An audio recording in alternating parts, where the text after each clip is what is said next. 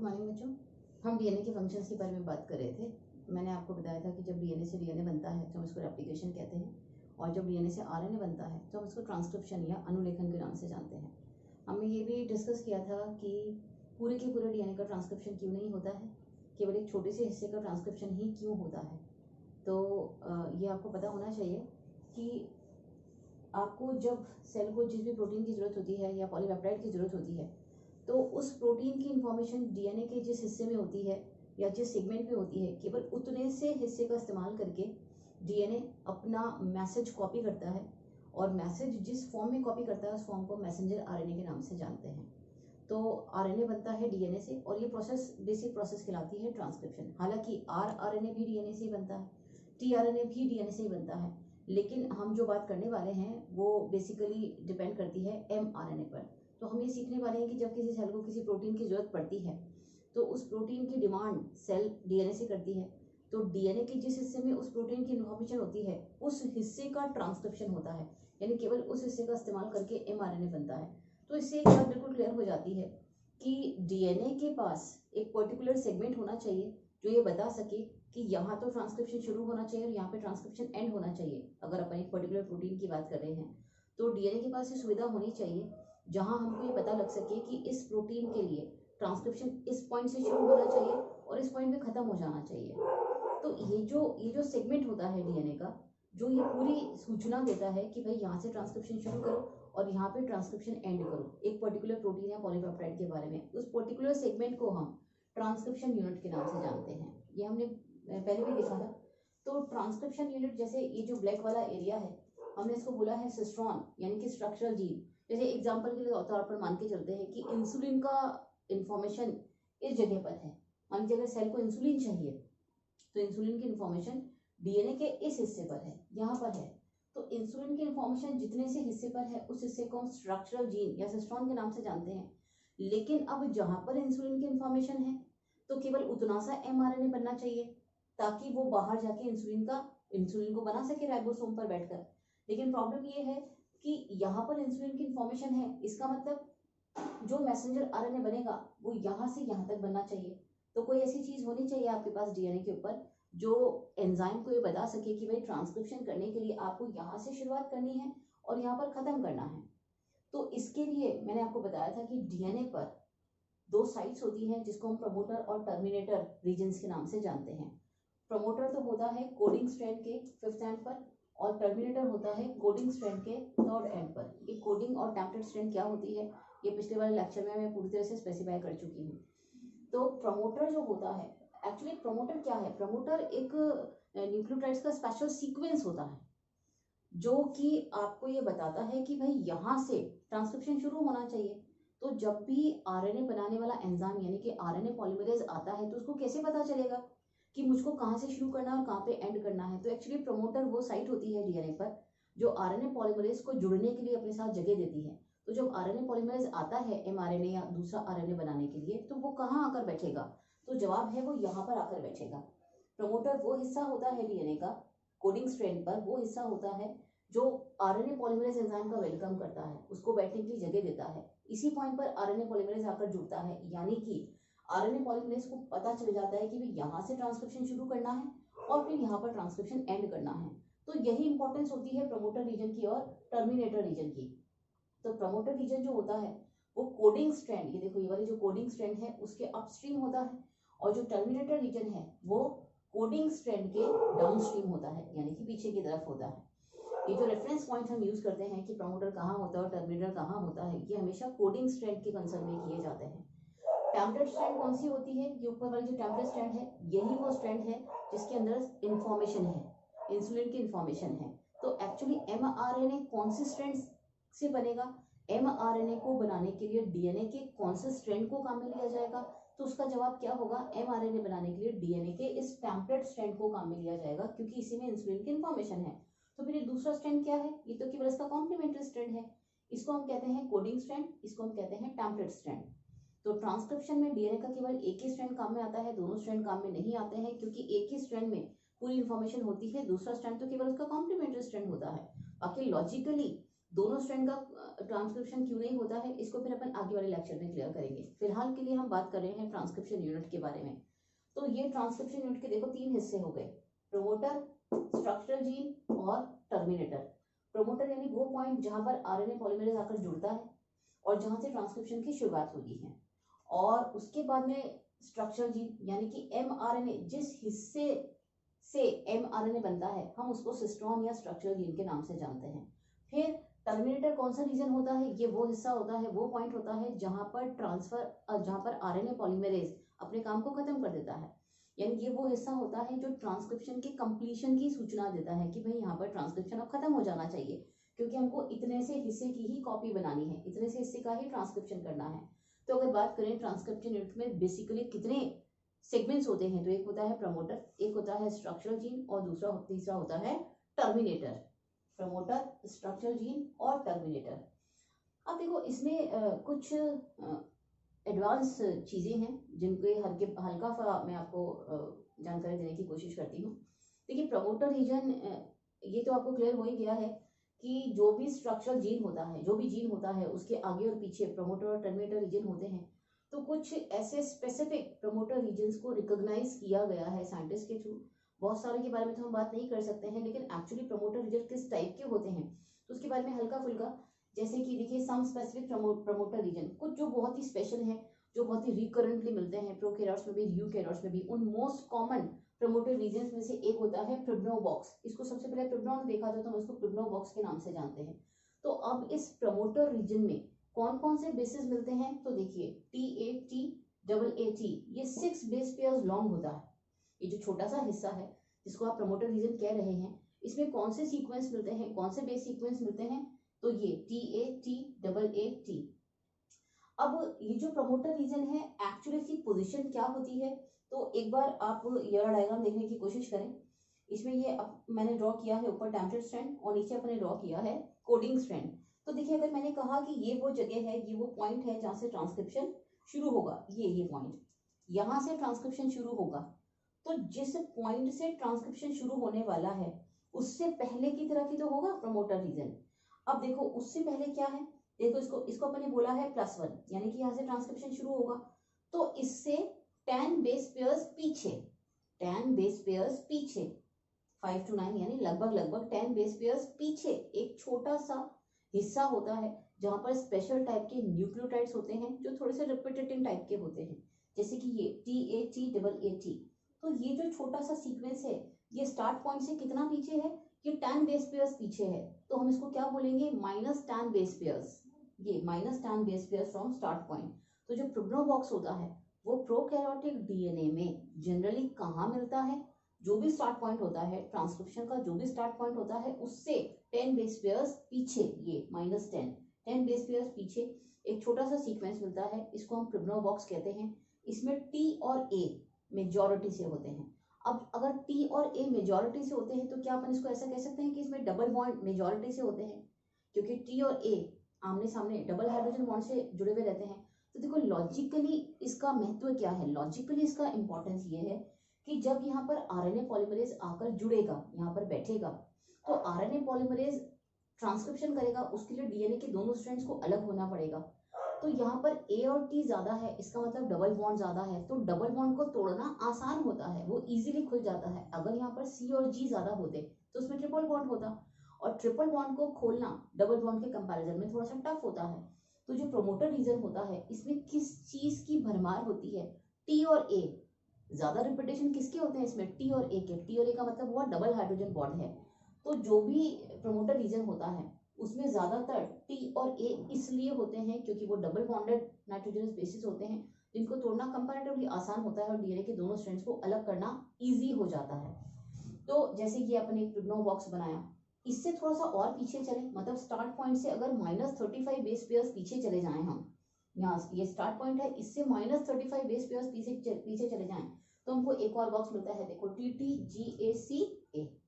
ये भी एक टाइप का प्रमोटर रीजन्स है। तो यहाँ सिर्फ आपको ये समझाने की कोशिश की जा रही है कि कई तरीके के प्रमोटर रीजन्स होते हैं। बहुत ही कॉमन, जो बहुत ही मोस्ट कॉमन प्रमोटर रीजन्स होते हैं उनमें से एक होता है प्रिब्नोबॉक्स, ये मिलता है प्रोकैरियोट्स में। एक होता है हॉगनेस बॉक्स यानी टाटा बॉक्स, ये मिलता है यूकैरियोट्स में। देखिए टाटा बॉक्स या हॉगनेस बॉक्स, ये मिलता है यूकैरियोट्स में। ये 7 बेस पेयर्स लॉन्ग होता है, 7 बेस पेयर्स जितना लंबा होता है। इसमें भी देखो मेजॉरिटी किसकी है, TA।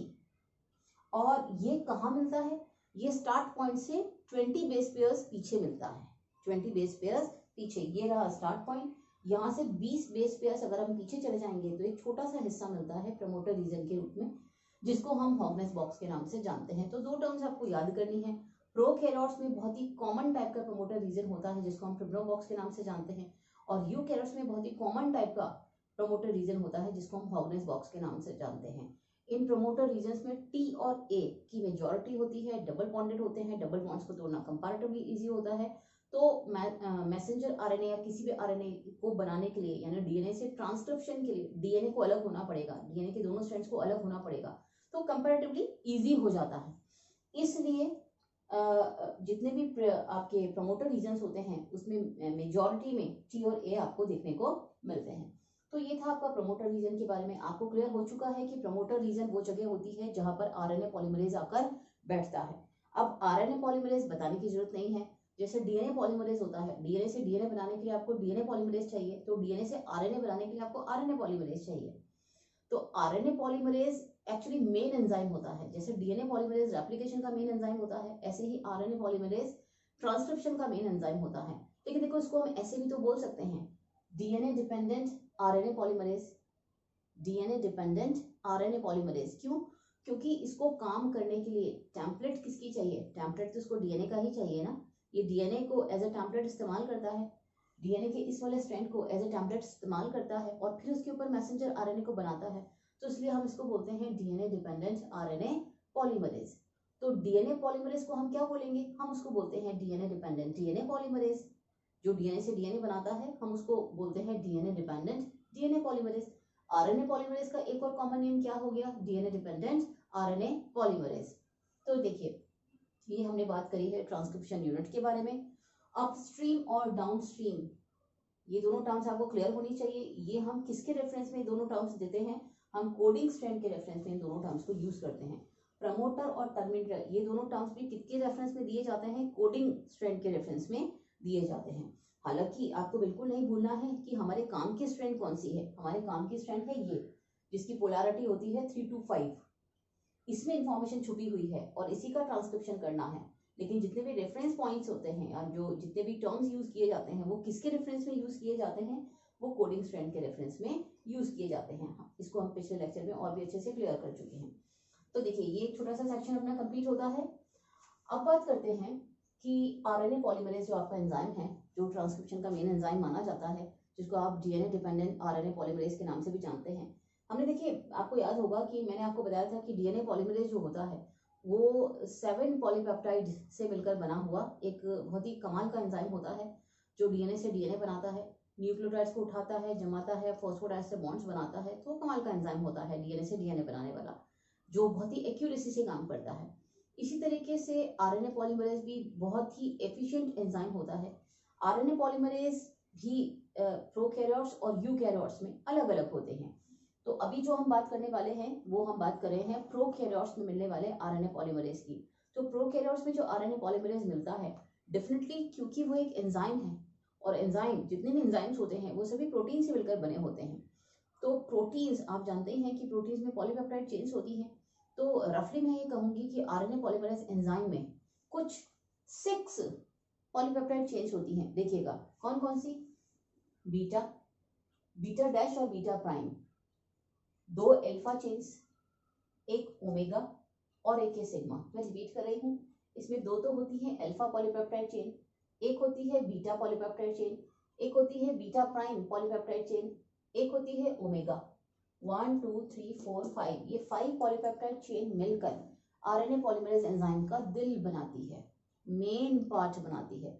इसलिए इन 5 पॉलीपेप्टाइड चेन्स को मिलाकर हम कहते हैं कोर एंजाइम, कोर एंजाइम। तो ये हमने लिखा कोर एंजाइम। इसके साथ में एक 6th और बेहद इंपॉर्टेंट पॉलीपेप्टाइड चेन बाद में ऐड होती है, जिसको हम बोलते हैं सिग्मा। ये सिग्मा पॉलीपेप्टाइड चेन, जब सिग्मा पॉलीपेप्टाइड चेन इसके साथ जुड़ जाती है तो ये कंप्लीट एंजाइम बन जाता है। कंप्लीट एंजाइम मतलब पूर्ण एंजाइम। हम इसको होलो एंजाइम के नाम से भी जानते हैं। अभी इस वक्त ये अधूरा है, अभी अभी मतलब ये एंजाइम का जैसे ये मेन हिस्सा तो बन चुका है, लेकिन अभी भी ये काम की शुरुआत करने में केपेबल नहीं है। तो काम की शुरुआत करने के लिए इसको एक और पॉलीपेप्टाइड चेन की जरूरत होती है, यानी कि ट्रांसक्रिप्शन का इनिशिएशन करने के लिए एक और पॉलीपेप्टाइड चेन चाहिए। वो कौन सी चाहिए इसको? ये सिग्मा। तो सिग्मा पॉलीपेप्टाइड चेन जब आके इस कोर एंजाइम को ज्वाइन करती है तो हम उसको होलो एंजाइम के नाम से जानते हैं। अब ये बन गया पूरा एंजाइम, पूरा एंजाइम बन गया, मतलब अब ये ट्रांसक्रिप्शन करने के लिए रेडी है। अब ये जाता है प्रमोटर रीजन पर बैठता है, प्रमोटर रीजन को पहचानता है।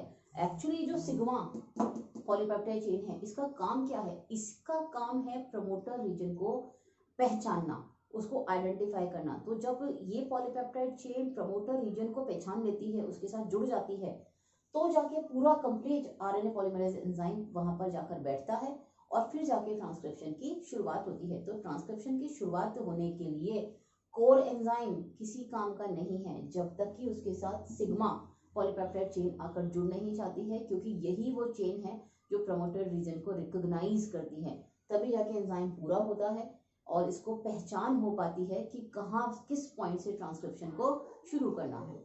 उसके बाद में देखिए बात करते हैं कि जो आरएनए पॉलीमरेज एंजाइम होता है एक्चुअली प्रोकैरियोट्स में जो होता है कि कंप्लीट केपेबल होता है। कंप्लीट केपेबल का क्या मतलब है कि प्रोकैरियोट्स में केवल एक ही टाइप का आरएनए पॉलीमरेज देखने को मिलता है। अब ये आरएनए पॉलीमरेज एक ही तरह का होता है और एक ही आरएनए पॉलीमरेज तीनों तरह के आरएनए को बनाता है, एमआरएनए, आरआरएनए और टीआरएनए, तीनों तरह के आरएनए को बनाता है। तो अब ये आरएनए बनाने के लिए राइबो न्यूक्लियोटाइड्स को जमाता है, ना सिर्फ जमाता है बल्कि उनके बीच में फॉस्फोडाइएस्टर बॉन्ड बनाता है। यानी ये ऐसा एंजाइम है, आरएनए पॉलीमरेज जो एंजाइम है वो ऐसा एंजाइम है जो ट्रांसक्रिप्शन की शुरुआत करता है, राइबो न्यूक्लियोटाइड्स को जमाता है, उनके बीच में फॉस्फोडाइएस्टर बॉन्ड बनाता है और फिर उस चेन का टर्मिनेशन भी करता है। यानी एक कंप्लीट एंजाइम है, सारे काम खुद करता है, इसको किसी और की हेल्प की जरूरत नहीं होती है। तो इसको काफी एफिशिएंट एंजाइम की कैटेगरी के अंदर हम रख सकते हैं। प्रोकैरियोट्स में केवल एक ही तरह का आरएनए पॉलीमरेज मिलता है जो तीनों तरह के आरएनए को बनाता है, लेकिन यूकैरियोट्स में डिवीजन ऑफ लेबर थोड़ा सा और हायर क्वालिटी का देखने को मिलता है। वो कैसे? तो यूकैरियोट्स की बात करते हैं तो यूकैरियोट्स में 3 तरह के आरएनए पॉलीमरेज होते हैं, RNA polymerase first, second and third. इनको एबीसी के नाम से भी अपन जानते हैं।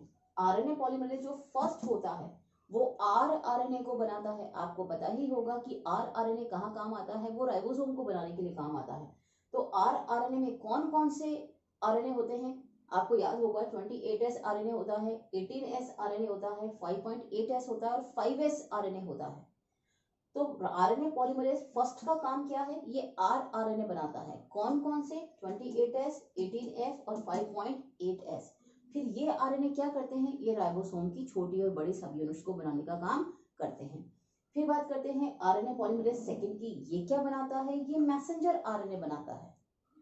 ये मैसेंजर आरएनए को हम बोलते हैं heterogeneous nuclear RNA, heterogeneous nuclear RNA. यानी कि ये वाला जो आरएनए पॉलीमरेज है वो जिस मैसेंजर आरएनए को डीएनए से बनाता है वो हमारे काम का अभी नहीं होता है, वो बाद में उसको पोस्ट ट्रांसक्रिप्शनल मॉडिफिकेशन कहते हैं। ट्रांसक्रिप्शन के बाद उसमें कुछ मॉडिफिकेशन किए जाते हैं तब वो हमारे काम आ सकता है। तो फिलहाल जो डीएनए की टेम्पलेट स्ट्रैंड का यूज करके जो एमआरएनए बनता है वो हमारे काम का नहीं होता है, वो हेट्रोजीनस टाइप का होता है, विषमांगी टाइप का होता है। उसमें coding areas plus non coding areas होते हैं। फिर बाद में उसको काट के और वापस से ज्वाइन करके एक फुली प्रोसेस्ड मैसेंजर आरएनए बनाया जाता है। तो इसलिए हम यहाँ पर ये स्पेसिफाई करते हैं कि आरएनए पॉलीमरेज सेकंड जो मैसेंजर आरएनए बनाता है एक्चुअली वो कैसा होता है? वो कच्चा होता है एक तरीके से, जिसको हम हेट्रोजीनस न्यूक्लियर आरएनए के नाम से जानते हैं। ये कहाँ बनता है? ये न्यूक्लियस में बनता है। ये कहाँ बनता है? ये न्यूक्लियस के अंदर जो न्यूक्लियोलस होता है वहां बनता है। तो जाहिर सी बात है कि आरएनए पॉलीमरेज फर्स्ट कहाँ मिलता है? वो न्यूक्लियोलस में मिलता है। आरएनए पॉलीमरेज सेकंड कहाँ मिलता है? वो न्यूक्लियस में मिलता है। फिर है आरएनए पॉलीमरेज थर्ड, ये कहाँ मिलता है? ये भी न्यूक्लियस में मिलता है। और ये क्या बनाता है? ये देखिए, ये बनाता है ट्रांसफर आरएनए, वो बचा हुआ 5S RNA, small nuclear RNA आगे पढ़ेंगे, स्मॉल साइटोप्लाज्मिक आरएनए आगे बढ़ेंगे। तो ये छोटे छोटे से आरएनए बनाता है। आपको पता ही है टीआरएनए छोटा होता है, तो tRNA small nuclear RNA, small cytoplasmic RNA और 5s rRNA जो कि पीछे बचा हुआ रह गया था क्योंकि इसने तो 3 ही बनाए थे ना, तो ये चौथा वाला जो rRNA है वो ये आरएनए पॉलीमरेज थर्ड बनाता है। और ये सारा काम कहाँ होता है, mRNA और tRNA बेसिकली कहाँ बनते हैं, न्यूक्लियस में बनते हैं। rRNA कहाँ बनता है, वो न्यूक्लियोलस में बनता है। तो ये जानकारी हमको बिल्कुल होनी चाहिए। तो ये था प्रोकैरियोट्स और यूकैरियोट्स के आरएनए पॉलीमरेज के बारे में। आरएनए पॉलीमरेज को ई कोलाई में चैम्बरलिन एंड बर्ग ने सबसे पहली बार डिस्कवर किया था।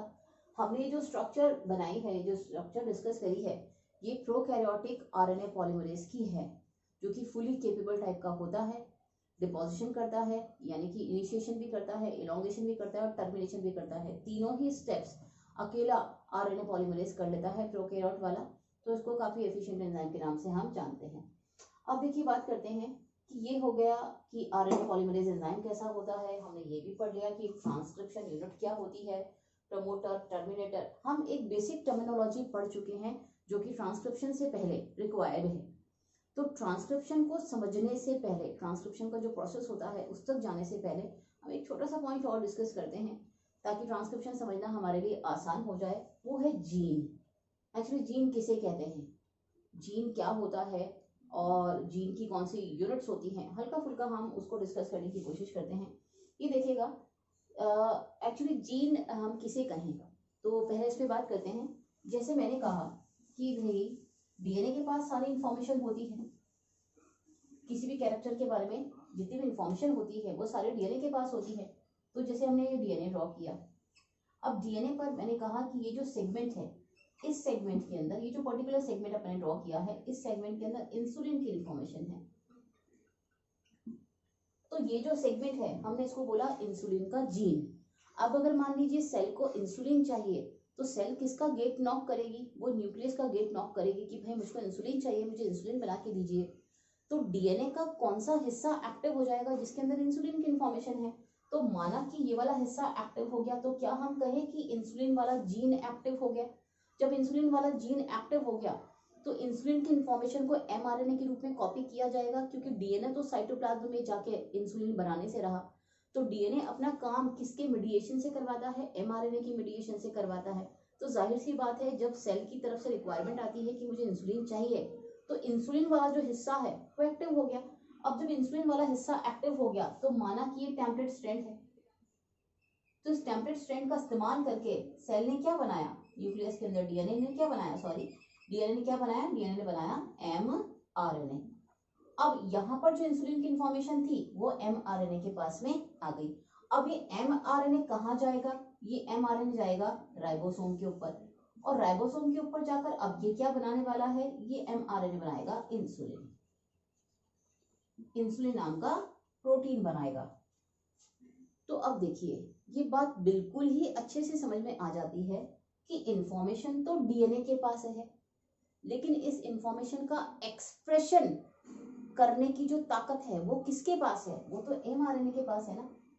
डीएनए ने इंसुलिन बनाया, बिल्कुल सही बात है, इंसुलिन की इंफॉर्मेशन डीएनए के पास है, लेकिन डीएनए ने इंसुलिन को बनाने के लिए किसका किसका इस्तेमाल किया, बीच में एमआरएनए का इस्तेमाल किया। तो एमआरएनए की मदद से उसने इंसुलिन बनाया।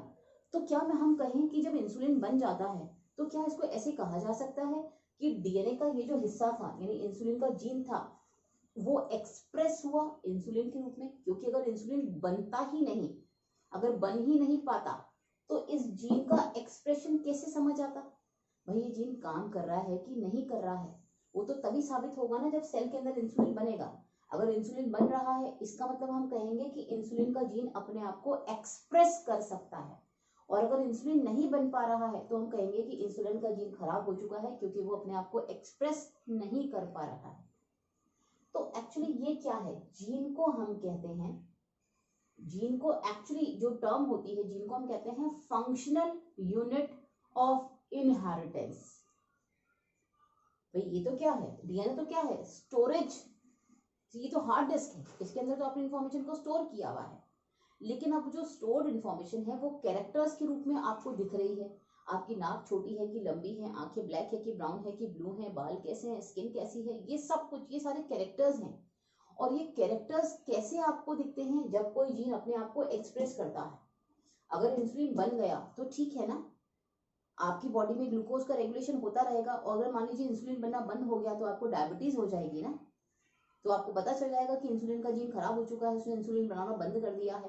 तो जीन का एक्सप्रेशन किसी ना किसी प्रोटीन के रूप में, पॉलीपेप्टाइड के रूप में, एंजाइम के रूप में होता है।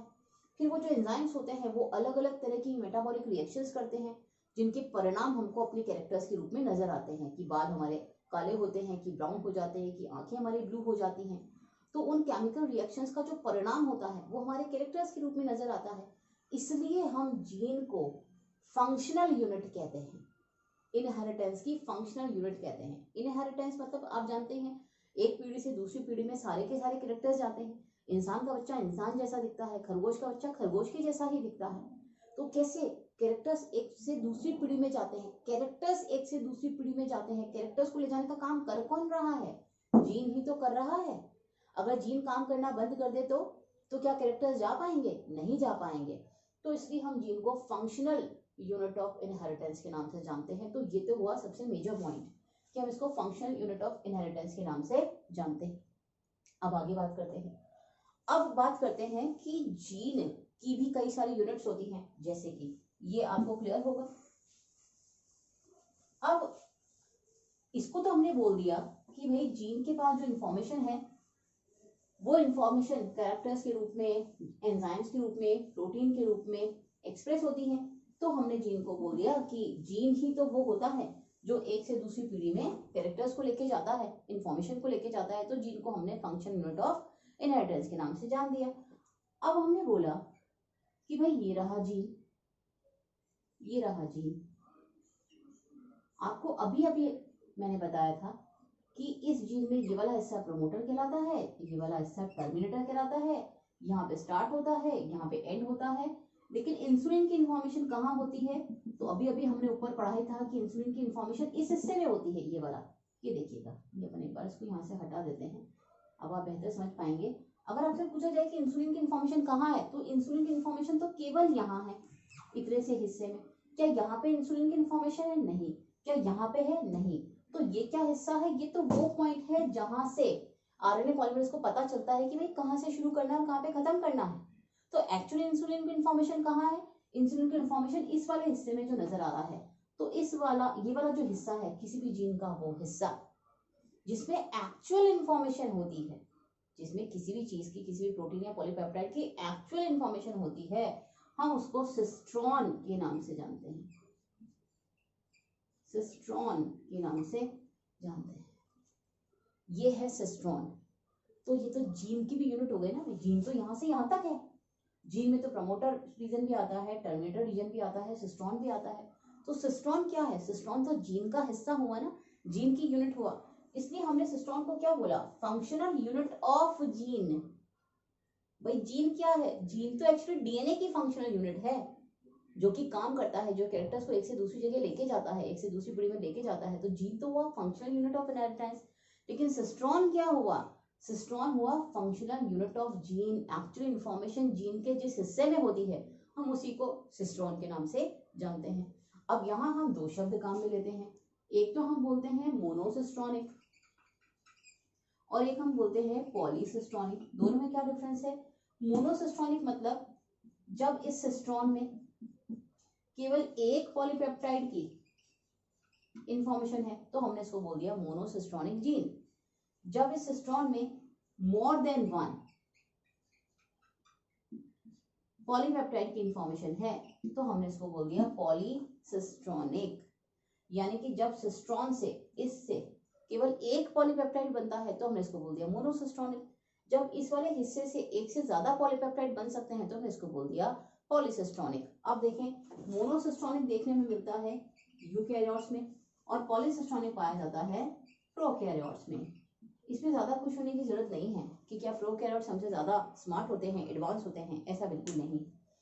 एक्चुअली बहुत छोटे होते हैं, तो उनमें जो प्रोटीन्स और पॉलीपेप्टाइड चेन्स होती हैं वो बहुत छोटी होती हैं। तो एक ही सिस्ट्रॉन में एक से ज्यादा पॉलीपेप्टाइड की इंफॉर्मेशन आराम से रखी जा सकती है। लेकिन हमारी बॉडी में जो पॉलीपेप्टाइड चेन्स होती हैं, जो प्रोटीन्स बनते हैं, वो कॉम्प्लेक्स टाइप के होते हैं। तो हमारी एक एक पॉलीपेप्टाइड काफी लंबी होती है। तो एक पॉलीपेप्टाइड की इंफॉर्मेशन रखना बड़ा भारी काम है, इसलिए यूकैरियोट्स के जीन मोनोसिस्टोनिक होते हैं और प्रोकैरियोट्स के जीन पॉलीसिस्टोनिक होते हैं। तो देखिए ये दो टर्म्स मैंने क्लियर की हैं आपको यहाँ पर। Monocistronic only one type of polypeptide, इसमें एक पॉलीपेप्टाइड की इंफॉर्मेशन होती है। पॉलीसिस्टोनिक मतलब इसमें एक से ज्यादा पॉलीपेप्टाइड की इंफॉर्मेशन होती है। ये मिलता है प्रोकैरियोट्स में, ये मिलता है यूकैरियोट्स में। अब थोड़ा सा और आगे बढ़ते हैं, अब बात करते हैं, अब जंप करते हैं हम मोनोसिस्टोनिक जीन पर। मोनोसिस्टोनिक जीन यानी यूकैरियोटिक जो जीन होता है वो किस टाइप का होता है, ये टर्म समझना आपके लिए बहुत जरूरी है, तभी आपको ट्रांसक्रिप्शन और ट्रांसक्रिप्शन के बाद में पोस्ट ट्रांसक्रिप्शन जो चेंजेस होते हैं जो कि बेहद जरूरी होते हैं वो समझ में आएंगे। जैसे हमने एक जीन ड्रॉ किया, ये देखिए हमने जीन का केवल सिस्टोन ड्रॉ किया है, प्रमोटर टर्मिनेटर वगैरह हमने कुछ भी ड्रॉ नहीं किया है, केवल हमने सिस्टोन को ड्रॉ किया है। अब सिस्टोन में हमने ड्रॉ किया है, देखिए ये हिस्सा, इसमें इंफॉर्मेशन है, यहाँ इंफॉर्मेशन नहीं है, इसमें इंफॉर्मेशन है, इधर इंफॉर्मेशन नहीं है, यहाँ इंफॉर्मेशन है, यहाँ नहीं है, यहाँ है। इसका मतलब यहाँ इंफॉर्मेशन है, डीएनए के इस हिस्से में इंफॉर्मेशन है और डीएनए के इस वाले हिस्से में इंफॉर्मेशन नहीं है। तो जिस हिस्से में डीएनए का एक्चुअली जो जीन होता है, जो सिस्ट्रॉन होता है, वो टूटा हुआ होता है, स्प्लिट टाइप का होता है, वो एक जैसा नहीं होता है, लगातार नहीं होता है, वो स्प्लिट टाइप का होता है। स्प्लिट टाइप का क्या मतलब है, जो सिस्ट्रॉन है या जो जीन है उसके कुछ हिस्से में इंफॉर्मेशन है, जिसमें इंफॉर्मेशन है उसको आपने बोल दिया एक्सॉन, और जिसमें इंफॉर्मेशन नहीं है उसको आपने बोल दिया इंट्रॉन। तो ये वाला इंट्रॉन, जैसे ये देखिए ये इंट्रॉन, ये इंट्रॉन, ये इंट्रॉन और ये इंट्रॉन, इसको हम कहेंगे कि यहाँ पे इंफॉर्मेशन है ही नहीं, यहाँ पे किसी अमीनो एसिड के बारे में इंफॉर्मेशन नहीं है, कोई पॉलीपेप्टाइड चेन की इंफॉर्मेशन नहीं है। तो फिर इसकी यूटिलिटी क्या है, ये तो यूजलेस हुआ ना, ये तो नॉन कोडिंग जोन हो गया। हमारे काम का कौन सा है, हमारे काम का तो केवल ये है जहाँ पे इंफॉर्मेशन है, ये 1 2 3 4। लेकिन ये जो जीन है, जो सिस्ट्रॉन है, वो देखो काफी लंबा हो गया, इसमें एक्सॉन भी और इंट्रॉन भी है। तो जो मोनोसिस्टोनिक जीन्स होते हैं या जो यूकैरियोटिक जीन्स होते हैं वो टूटे हुए टाइप के होते हैं, स्प्लिट टाइप के होते हैं। ये स्प्लिट जीन है, ये स्प्लिट जीन है, ये टूटा हुआ है, एक्सॉन और इंट्रॉन में टूटा हुआ है, एक्सॉन में इंफॉर्मेशन है, इंट्रॉन में इंफॉर्मेशन नहीं है। तो जब ट्रांसक्रिप्शन करते हैं, जब डीएनए से आरएनए बनता है, तो जाहिर सी बात है जब डीएनए से आरएनए बनता है तो देखो उस पे एक्सॉन भी आता है, इंट्रॉन भी आता है, फिर एक्सॉन आता है, इंट्रॉन आता है, फिर एक्सॉन भी आता है, इंट्रॉन भी आता है और फिर एक्सॉन भी आता है। यानी जब ट्रांसक्रिप्शन होता है इस जीन का, तो जो बनने वाला मैसेंजर आरएनए है उस पर एक्सॉन भी आता है और इंट्रॉन भी आता है। एक्सॉन में इंफॉर्मेशन है अमीनो एसिड्स की, इंट्रॉन में नहीं है। तो जिस जगह में किसी अमीनो एसिड की इंफॉर्मेशन है ही नहीं, वो तुम्हारे कोई काम का नहीं हुआ ना। लेकिन ये मैसेंजर आरएनए बनते समय तो आप रोक नहीं सकते हो। तो जब ट्रांसक्रिप्शन होता है स्प्लिट जीन का, तो उससे जो मैसेंजर आरएनए बनता है वो हेट्रोजीनस टाइप का हुआ ना। हेट्रोजीनस, हेट्रोजीनस मतलब टूटा हुआ, जो एक जैसा नहीं होता है, जिसमें एक्सॉन भी होते हैं, इंट्रॉन भी होते हैं। तो ये अभी हमारे काम का नहीं है। आपने इसको बोला हेट्रोजीनस न्यूक्लियर आरएनए, क्योंकि ये अभी हमारे काम का नहीं है। तो अभी काम का कब बनेगा, जब ट्रांसक्रिप्शन हो चुका होता है, जब ये काम खत्म हो गया तो उसके बाद में क्या है, ये जितने भी इंट्रॉन्स होते हैं इनको काट के फेंक दिया जाता है और फिर एक छोटा सा मैसेंजर आरएनए बनता है। कैसे बनता है, क्योंकि सारे एक्सॉन्स को जोड़ दिया गया है, ये 1 2 3 4 इन एक्सॉन्स को जोड़कर एक फुली मेच्योर्ड और प्रोसेस्ड मैसेंजर आरएनए बना लिया गया है। तो ये काम ट्रांसक्रिप्शन के बाद होता है। तो स्प्लिट जीन के साथ प्रॉब्लम यही है कि स्प्लिट जीन में एक्सॉन और इंट्रॉन दोनों होते हैं, यानी कोडिंग और नॉन कोडिंग दोनों तरह की सीक्वेंसेस होती हैं। तो जब भी स्प्लिट जीन का ट्रांसक्रिप्शन होता है तो ट्रांसक्रिप्शन से बनने वाला मैसेंजर आरएनए फुली प्रोसेस्ड नहीं होता है, वो हेट्रोजीनस टाइप का होता है, उसमें एक्सॉन्स और इंट्रॉन्स दोनों होते हैं। लेकिन जब इससे प्रोटीन बनेगा तो जो इंटरवाइनिंग सीक्वेंसेस हैं जिनको आपने इंट्रॉन्स बोला है, ये इंटरप्शन पैदा करेंगे, इंटरप्शन पैदा करेंगे डेफिनेटली, क्योंकि यहाँ पर कोई इन्फॉर्मेशन है ही नहीं अमीनो एसिड की। तो इसलिए बहुत जरूरी है कि ट्रांसक्रिप्शन के बाद में इंट्रॉन्स को काट के फेंक दिया जाए और एक्सॉन्स को वापस जोड़ दिया जाए। इसे हम कहते हैं आरएनए की प्रोसेसिंग। आफ्टर ट्रांसक्रिप्शन आरएनए को प्रोसेस किया जाता है, पोस्ट ट्रांसक्रिप्शनल प्रोसेसिंग के हम इसको नाम से जानते हैं। इसको हम हिंदी में आरएनए का संसाधन भी कहते हैं। तो ये होता है स्प्लिट जीन। तो यूकैरियोटिक जीन के साथ जो सबसे बड़ी प्रॉब्लम है वो यही है कि यूकैरियोट्स के जो जीन्स होते हैं वो स्प्लिट टाइप के होते हैं, जबकि प्रोकैरियोट्स के जीन्स स्प्लिट टाइप के नहीं होते हैं, वो रेगुलर होते हैं। उनमें एक्सॉन्स होते हैं, इंट्रॉन्स होते ही नहीं है, जबकि हमारे जीन्स में एक्सॉन्स भी होते हैं। एक्सॉन्स मतलब कोडिंग सीक्वेंसेस, इंट्रॉन्स मतलब इंटरवैनिंग सीक्वेंसेस और इंटरप्शन करने वाली सीक्वेंसेस या नॉन कोडिंग सीक्वेंसेस जिनमें किसी भी अमीनो एसिड या पॉलीपेप्टाइड या प्रोटीन की इंफॉर्मेशन नहीं होती है। तो हमारे जीन टूटे हुए होते हैं, इसलिए जब मैसेंजर आरएनए बनता है तो इंट्रॉन वाले हिस्से को काट के अलग करना बड़ी मजबूरी हो जाता है। इसी को हम आरएनए प्रोसेसिंग के नाम से जानते हैं।